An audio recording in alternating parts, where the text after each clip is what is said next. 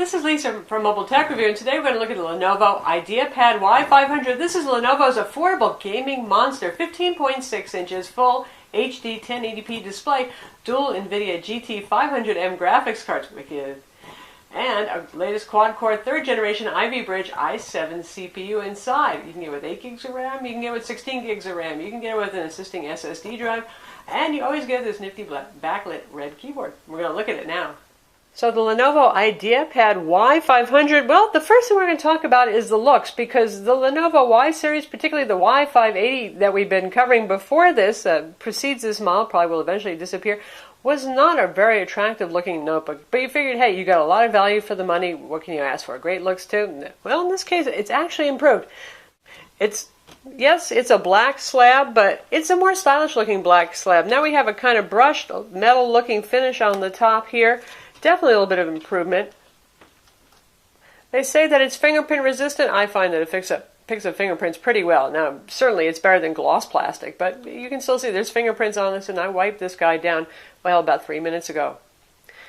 But from the front, notice the kind of book style that we have here. That's because this is really showing its heritage to the IdeaPad U series, which is Lenovo's most stylish IdeaPad series machine. So it's kind of nice looking. It makes it look a little bit narrower. It's actually not that super thick of a machine, given that it's a 15.6 inch powerhouse computer. We take a look at the side here.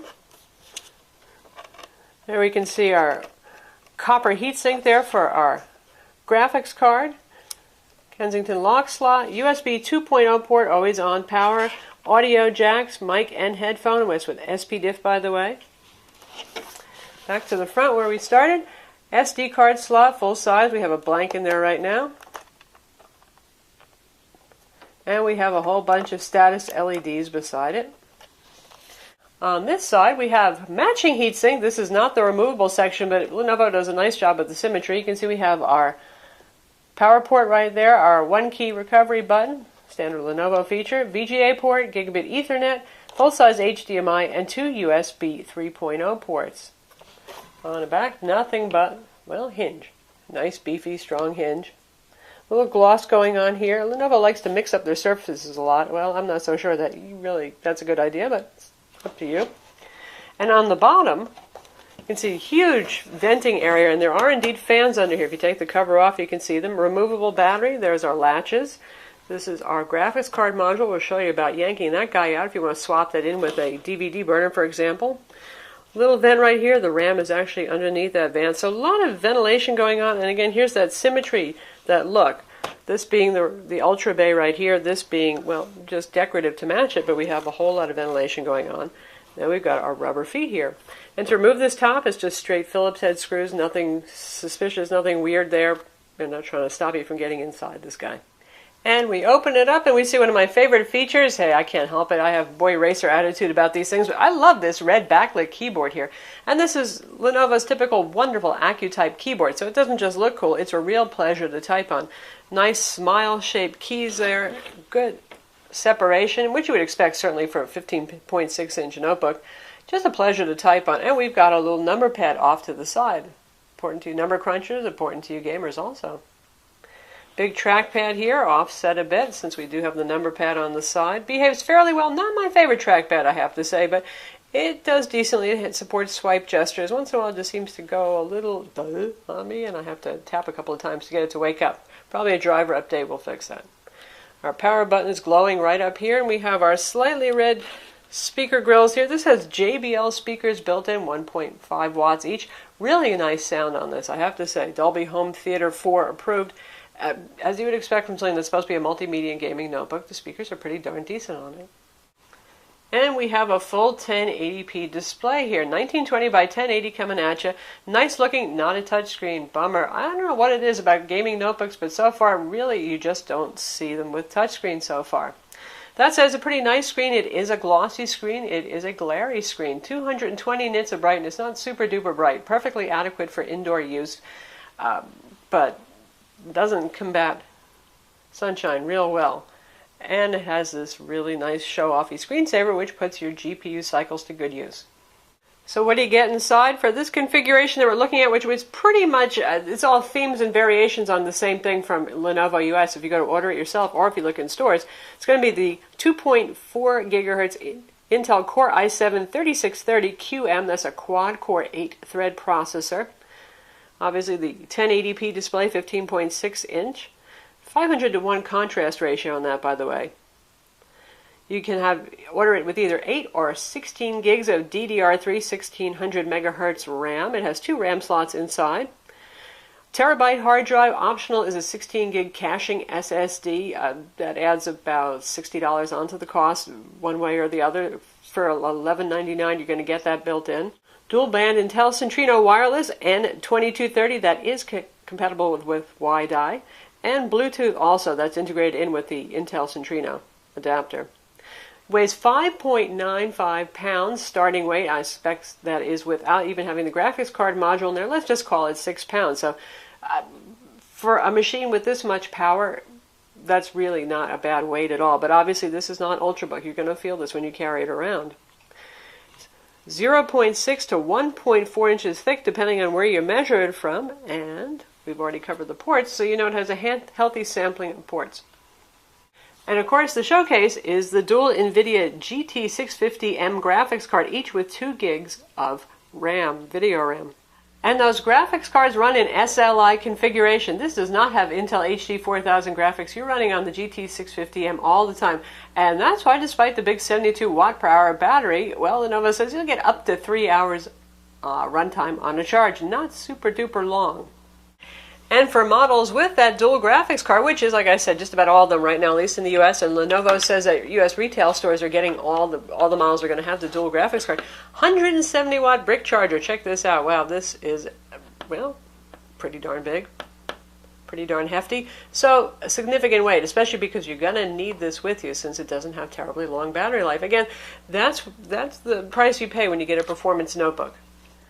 So to swap your graphics card in and out of the bay, if you want to use the fan, the optional hard drive caddy, the optical drive, first you have to take the battery out, which is no big deal. You just release the latches, slide the battery out. Here's the battery right here. 72 watt per hour over 6,000 milliamps, but still not very big. Slide that out, then there's another hidden release latch over here that you have to slide, and then you push this guy down while you pull the graphics card out. And here's what the graphics card looks like. Ultra Bay module, Ultra Bay connector right here. Pretty red fan, nice copper heatsink to make you feel all high performance there. Backside. And again, it's an Ultra Bay module, so you can get DVD burner drive, you can get a hard drive caddy, or you can just get for $29 an auxiliary fan to put in there, which you really probably don't need when you're running with just one graphics card, to be honest, anyway, but it can make you feel good. And put it back in. Just snaps it right in, not hard at all. Put our battery back. They obviously do not want you pulling out your graphics card while your system is powered on, hence the release latch is hidden underneath the battery, and you're ready to go. Alright, so we have an awful lot of power in a medium-sized package. Does that mean it's going to burn your hands in your lap? No, it doesn't. This is really very effective here. This very large ventilation grill with the big fans behind it, it actually works, folks. Not to mention lots of ventilation here, lots of copper going on for good heat sink. It does not get unbearably hot. It does not get unbearably loud. Now, we've used this for playing games for 3 hours at a shot, and I'm talking about demanding games. And the fan is on, you can hear it, but it is not running like a vacuum cleaner. It's not an obnoxious sound. Understandably, whenever you're going to be playing, say, Mass Effect 3 multiplayer for 3 hours, you know, it's going to get warm, but it does not get burning hot, which is pretty good. Certainly the keyboard deck stays comfortable, gets warm, not hot. Here you're going to feel some heat coming out of this vent area, but not enough to burn you either. I mean, still, I personally would keep this on a desk or a laptop cooler if you're going to subject it to that kind of gaming, but overall, really good job with the cooling. Now, for those of you who game, obviously this should be on your short list unless you have a real big budget and you can afford a top-of-the-line Asus Republic Gamer or MSI's gaming laptops, certainly an Alienware. You're talking about a lot of money there, or that really nice Samsung gamer machine. But for those of us who do live on something of a budget, really, this is an amazing amount of bang for the buck. And it does really well with games, no kidding. With that kind of graphics power, it should. Yes, there are graphics cards that are higher end even than the GT650, but we've got two of them in SLI here, so that's okay. We have a separate gaming demo video so you can see how this does, and we try things like Crysis 3. We don't go with the easy games here. We're going to really test it out and see how it fares, and let me tell you, it does quite well. This is a machine that should also age fairly well for those of you who are worried about, well, it can play today's games, but what about next year's? Yeah, it should be okay. You may not always be able to run on all high settings if you're playing at 1080p, but you'll get at least medium settings, good looking quality in most games, which is pretty darn good for those really demanding games. For games that aren't insanely demanding, even say Skyrim, no problem running gangbusters with all high settings. Now for things other than gaming, let's face it, gaming these days, 3D gaming is one of the most demanding things you can make a computer do. For video editing, absolutely awesome performance. For office use, mega overkill. Certainly more performance than you're going to need. If you're going to do code and development on this, certainly fine. Adobe Flash development, yes, it's awesome for that. And you can see our Windows Experience Index here, and my guess is that, well, Windows Experience Index may be only looking at one graphics card because, as you can see here, our processor got a 7.8, and this is at a scale of 1 to 9.9, by the way. RAM, 7.9, that's great, that's dandy. Both desktop graphics and 3D graphics got a 6.4. That seems like a little bizarre to me. I don't know about what's going on with Windows Experience Index there. And the disk got a 5.9. That's because inside here we have a 1 terabyte 5400 RPM hard drive. Spinning hard drives score around 5.9. Our configuration does have the 16 gig SATA drive to assist it and speed things up a little bit, like boot times and application launch times, but that's really not going to improve your overall disk performance. For our synthetic benchmark tests on PC Mark 7, it scored 3459. That's a solid number. 3D Mark Vantage, it scored 19,758, and that's with processor at 13,968 and graphics at 12,725. And in 3D Mark 11, we got a 3682 score. So to test out video playback performance, we have a 1080p MPEG-4 movie trailer here. It's going to play at native resolution on this screen, and since this is full Windows 8 64-bit, you have your choice of using the Metro UI video player or Windows Media Player. We're just using the Metro player right now, but we'll play that and you can hear the speaker. Speaker volume right now is set to 60%, by the way. It was to know about my adventures. Nice sounding, right? Well, I can honestly say I have told you the truth. I may not have told you. Plays fine. Very nice looking screen. Good colors. I'm looking for someone to share in it. Certainly a great screen for consuming multimedia, and also if you're editing too. Now, graphics professionals might not be too thrilled with that glossy display, but it is pretty hard to find a matte display in something this powerful.